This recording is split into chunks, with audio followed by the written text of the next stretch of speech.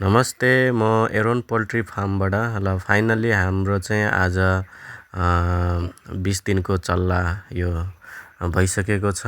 अनि तपाईहरु देख्न सक्नुहुन्छ 20 दिनको चल्ला चाहिँ अब एकदमै ठुल्ठुलै भइसकेको छ। हामीले चाहिँ 2 वर्ष को ग्यापमा हामीले फेरि पनि पोल्ट्री सञ्चालन गरेका छौं र अहिले हामीले चाहिँ यो गर्मीको समय भएको भएर यो चाहिँ यो 3000 क्यापेसिटीको खोरमा हामीले चाहिँ अहिले 1500 मात्र चल्ला राखेको छौं।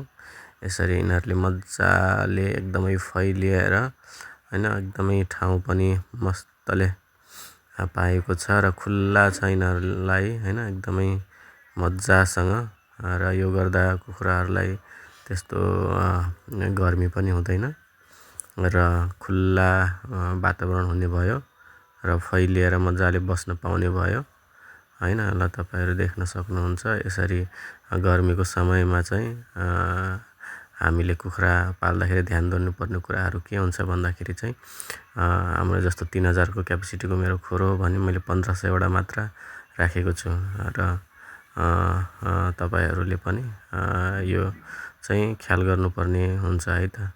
हस् त, धन्यवाद।